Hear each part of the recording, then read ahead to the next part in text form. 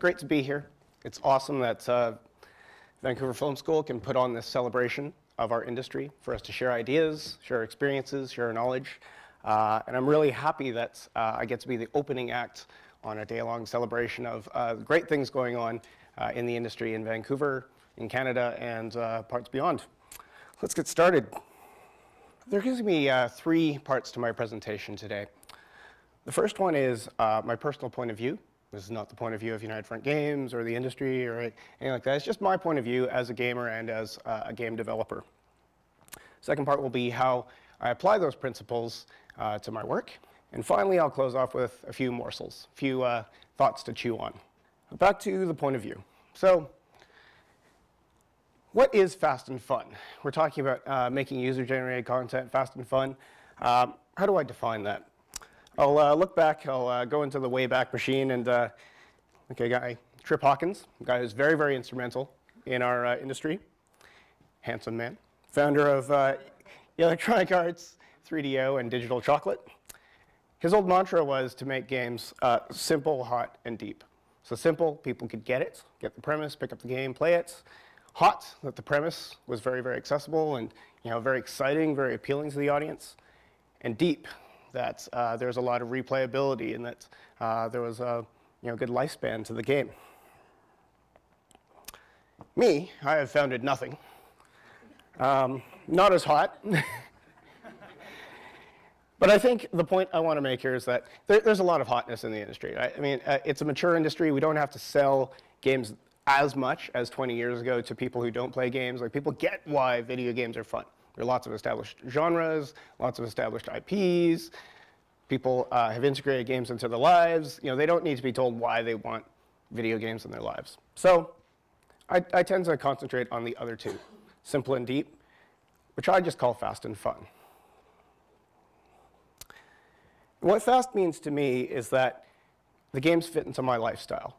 So when I was a kid, I was able to play video games on my old Atari systems and Commodore, and I could play them all the time. But my lifestyle has changed. I can't be playing video games 60 hours a week.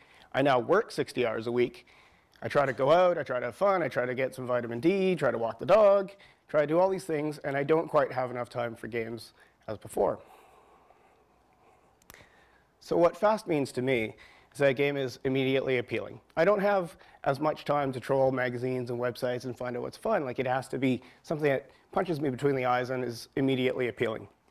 It also has to be accessible. I can't be learning complex control schemes. I can't open up the Falcon 3.0 binder and learn all the controls and map everything on my keyboard.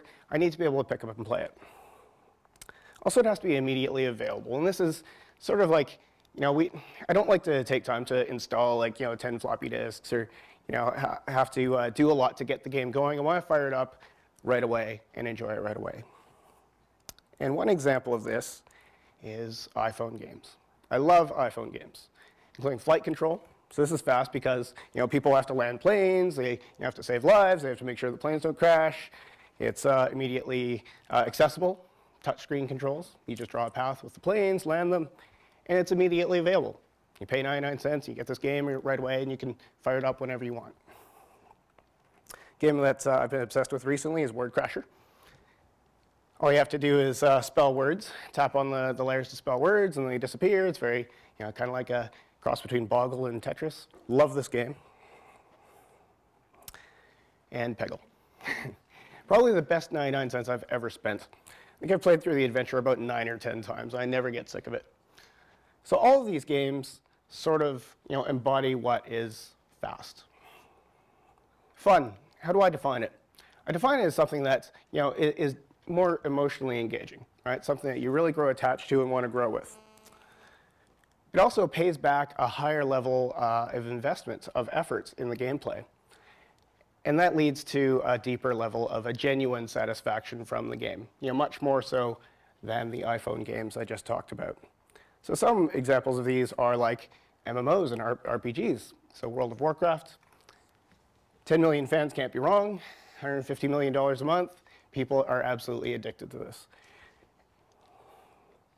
Fallout, amazing game. I don't know what it is about humans that want to participate in a post-apocalyptic world and try to survive a Holocaust, but extremely deep gameplay, 50 to 100 hours, a lot of people are saying. And of course, games like Mass Effect 2. You know, multiple storylines, lots of great characters, great cinematics, multiple endings, multiple love scenes, really fun. So all of these are things that we consider sort of, you know, the current state of the art. And certainly it's not the whole industry, and it's not all the games that are out, but these are two hot genres: iPhone games, casual games, versus MMOs and RPGs. And I think it brings up the question, like, are video games art? I think that, yes, they're commercial art. That, you know, there's a lot of craft, there's a lot of writing, there's a lot of camera work, there's a lot of coding, there's a lot of, you know, writing and scripting that goes into this. But all of that effort has to go to an audience. And, you know, with the industry sort of changing and budgets going up and publishers being a little more risk averse, you have to sell the game, right? And you have to aim for the absolute widest audience possible to make your game feasible and popular, and, you know, hopefully make a franchise and sequels and so on and so forth. So I think that there's a space in between the fast casual games and the super deep fun games in the middle. And this is the space where I live both as a game developer and as a consumer. And I think that there are qualities from both of these genres that I try to combine in my work. It's front of mind all the time. So how do these principles work?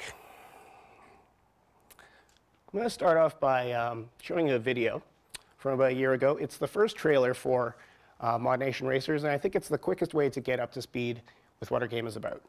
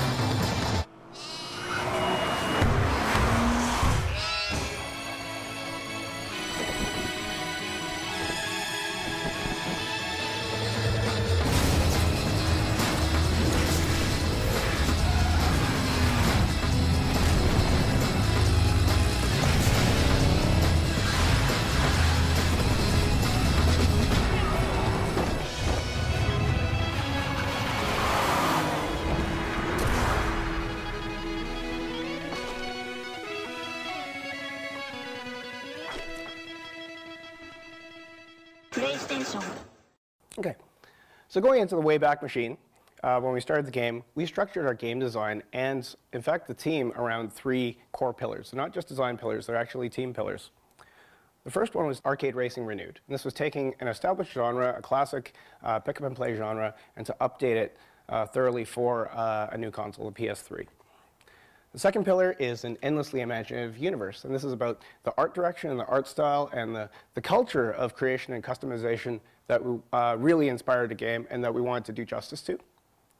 The third one is a boundless online ecosystem, and this is taking many of the elements of social networking, you know, sites like Facebook, Flickr, YouTube, what have you, even sites like Amazon and eBay are social networking sites on some level.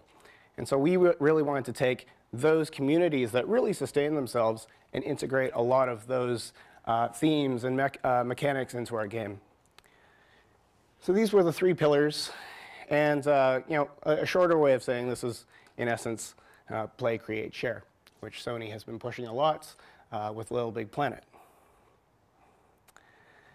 So a little bit about the culture that we want to portray in the game. It's urban vinyl. I'm sure many of you people are familiar with it. It started about 12 years ago in Japan, and you take these vinyl plastic figures, and people take them into their homes, and they use paints, they use props, they alter the shape of them. These are shots by a local artist named DaCosta Bailey. And basically, people are turning these base platform plastic models into many, many different creations.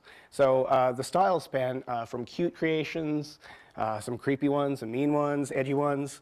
And a lot of the designs are very, very ornate and very, very expressive. And these figures go out into the real world. They're exhibited at shows. They're exhibited in galleries. People are able to buy them and collect them. It's a very accessible form of original art. People are even taking them into the world and sort of, pretending that these people go, or these creations go on adventures, and they go places, and they live in their own universes with their own fictions and stories. So we really wanted to capture this culture, and there's a book called Full Vinyl about urban vinyl culture, and this quote was very, very inspirational to us. It goes, "This is what it comes down to: penetrating society and getting your message, or more commonly, yourself out there. This is the cultural edge, having the power to jump from anonymity to superstardom."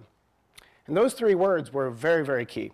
And as our team grew from 0 to about 90, I kept instilling those three words into people's heads. And people were inspired by it, because this was our mission. It wasn't just making a game. This was our mission, to empower people to go from anonymity to superstardom. And there are many, many examples of this. You look at reality TV, shows where every man and every woman, go into extraordinary circumstances to overcome challenges and become stars. You've got YouTube, guys like Tay Zonday and Chocolate Rain. More recently, there's Standing Cat, and if you've seen this, I think he's going to knock Tay Zonday off his throne. 1.3 million views already. If you haven't checked this out, you should. Anyone with an iPhone, during the break, look up Standing Cat. It's very funny. Sites like MySpace. So many people have discovered so many unknown bands who've become big stars. On a less show-busy level, sites like DeviantArt, are showing off artists and their animations, their paintings, their illustrations, making stars out of them. Also sites like Etsy, people who make arts and crafts are able to get their work to a very broad audience. So this was our mission, to turn anonymous players into superstars. And we wanted to let them do it in three ways: to create their own custom characters, which we call mods, their own custom carts, and their own custom tracks. And I'm going to go through these three things and show you how we applied these principles and sort of the process we went through and what some of the results are.